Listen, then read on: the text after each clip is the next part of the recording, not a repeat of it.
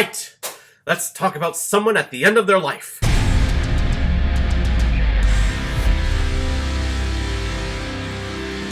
Nebraska, released in 2013 as directed by Alexander Payne, who's also directed such films like About Schmidt, Sideways, The Descendants, and Downsizing. And this film stars Bruce Dern, Will Forte, June Squibb, Stacy Keach, and Bob Odenkirk. Woody Grant, played by Bruce Dern, has just received an advertisement in the mail stating that he has won $1 million.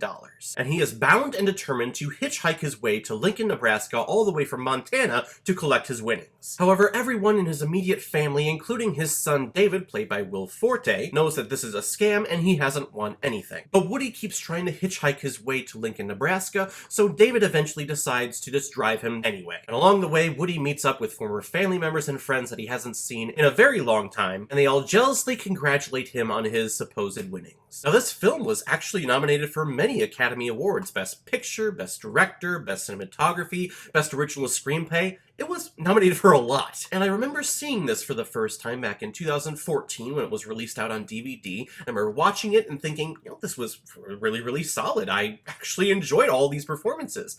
Did it deserve Best Picture back then? And in my mind, no, not really. This was right around the time where the Academy Awards shifted how many Best Picture nominees that they had and started doing like 10, 8, 9, just doubling what they typically do. And when they started doing that, they started throwing in like these small little independent films that no one had seen because they weren't available. They were only showed in very few select theaters throughout the country. So it's like, yes, these are artistic pieces. Of course they're going to be nominated. And that was my mindset with this movie. This was one of those artsy pieces that no one has seen, but it's nominated anyway just because it's supposedly good. And when I originally saw it, I thought, yeah, this is a very solid movie. Now that I'm seeing it 5 years later and I'm older, I get this story and I get these people, not just characters, these people, so much more now. This is a movie that I think more people are going to gravitate to and appreciate the older that you get, because that's what it's about, right? This is about an older gentleman trying to find meaning in his life and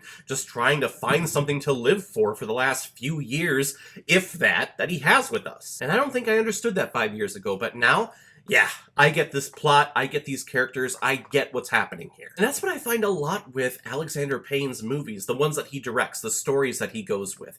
They're very realistic stories that you would think initially they're comedies, and there are definitely comedic bits in this, but it's a more realistic take on it. Sideways, About Schmidt, all of these, you look at it and you go, okay, this is gonna be funny. But it's funny in the sense that this stuff, this comedic stuff that happens in the movie, happens in real life. These are real characters, which may turn some people off to this movie because maybe they were brought up in this situation that these characters, that these people in this movie have gone through. I know people in my life that are these characters, that are these people in this movie. To the point where I'm actually kind of chuckling to myself because I'm like, this happens. I know these people. This is the same situation I find myself in whenever I go over to their house. And I'm not saying that's a bad thing at all. I'm just saying like, wow, I wanted to escape for a couple of hours, but here I am. Let's talk about Bruce Dern here. Just, wow, him as Woody is fantastic. He is subtle, he is brilliant, he is genuine. This is one of those roles that it's so easy to go over the top with. Someone playing at being old or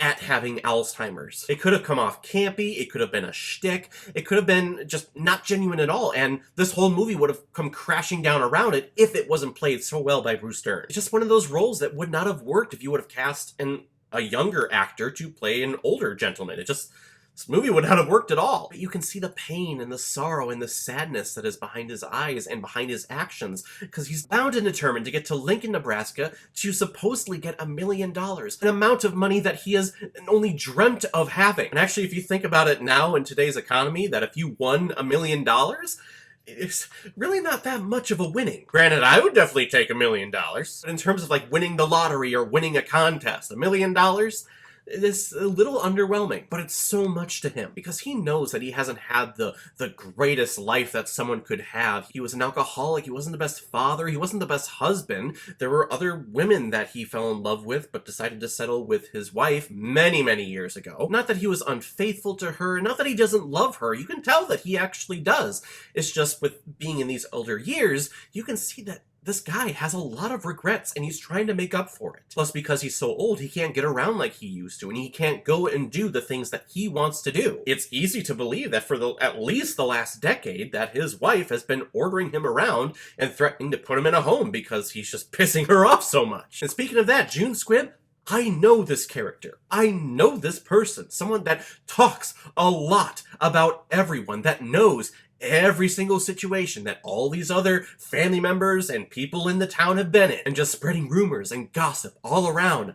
I know this person. I think a lot of us know a person like this in our lives. But I love the spunkiness of her. With her, there is no bullshit. She will tell you her thoughts. She will tell you how it is, regardless of anyone else's feelings, just stating, yep, that's the fact. There's a moment where she, Woody, and David are at a graveyard, and they're looking at all of the past family members that had passed away, and she's talking about how, like, oh, yes, I didn't know he was buried here. Oh, he was such an asshole. Or, oh, I didn't know she was buried here. She was such a whore. And the audience goes along with their son David saying, oh my God, Mom, shut the fuck up. But you can tell that she is a good person, that she loves who she wants to love behind this layer of hardness and crassness. And Will Forte here, he plays the son David, and I think he is wonderful. One of the funniest actors working today. The last man on earth, actually. His character David, he works in this stereo home theater system shop in this rundown little town, and what do we know about retail shops nowadays? Well, they're all getting closed down because it's an easy route, it's an easy job that really you don't have to have any training at all. If you just go in and apply and they need someone,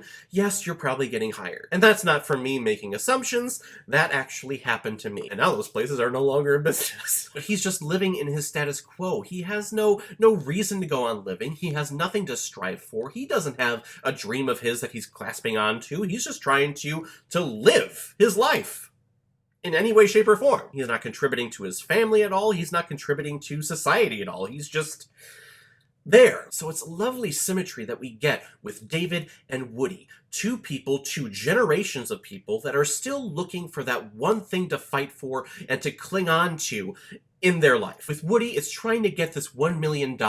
Why? Because he wants to buy a new truck. He wants to buy an old air compressor that he lent to a friend like 30 or 40 years ago and he never got it back. And for David, he's clasping on to spontaneity. He never does anything like this. We actually see it with an old girlfriend that shows up at the beginning of the movie, and the reason why they broke up, they never do anything. Just anything at all. So here, David is finally doing something. But I also think they're both clamoring for just that little bit of time that they can have with each other. You can tell that with Woody, he doesn't have that long to live, maybe a couple years left, and David probably knows that and is just trying to spend a little bit more time with his dad that he didn't really have that strong of a relationship to begin with. That is the beautiful relationship of this movie, and it also shows us the message here. What's it trying to say? Well, family, it's not about who you're related to. It's not about who you share DNA with. It's not about who has a certain title. If, oh, they're your cousin, or they're your second uncle, or your second cousin. It's not about labels like that. Your family is who you decide is your family. And I think that is a beautiful and very powerful message. Because I think a lot of us in our society, in our culture,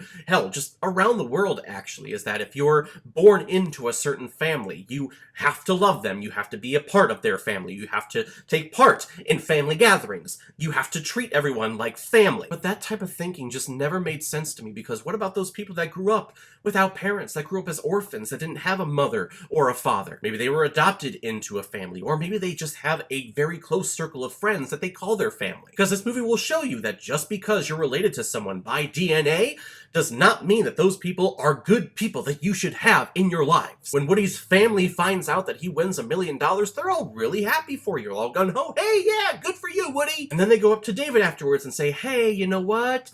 We actually helped him out many years ago, so could you, like, make it right and pay up a little bit? Fuck them!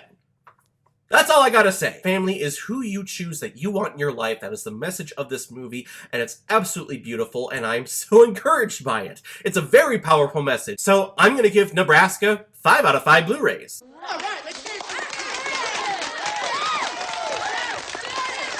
Alright everyone, now comes my favorite part in my videos where I pick which movie I'm going to be watching next. The next one comes as a recommendation from one of my friends, one of my co-workers, one of the greatest people on this planet, the most genuine person on this planet, I think, Kyle Rausch. You recommended Ghost. I can't remember why you selected Ghost. I think it was because of that Family Guy joke that they kept telling with Roadhouse and then Ghost. I think that's why. But I hadn't seen this movie in so long, and actually I don't think I've ever watched this movie all the way through. I may have started watching it back when this came out in the early 90s, I forget exactly what year, but I think when we got to the pottery making scene that my parents told me to not watch this and go to bed, because they're racist towards pottery artists, I guess. I don't know. But I'm very excited to check it out. Thank you, Kyle, for the recommendation. If any of you have recommendations of films that you want me to review on here, please leave your comment below this video, or go to my Facebook page, my Instagram, or my Twitter. Leave your recommendation there, and if I have access to it, I will watch, review it, and give you a shout out on the channel. So guys, have you seen Nebraska? What did you think about it? Or if you've never seen it before and you stumbled across it because of this video,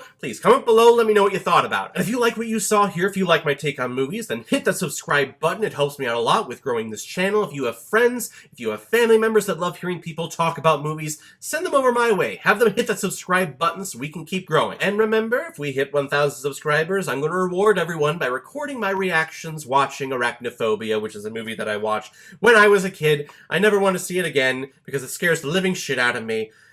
Oh, why did I agree to that? So everyone, I will see you next time with my review of Ghost. So in the meantime, be well, be good to each other, and go watch a movie. Take care, guys.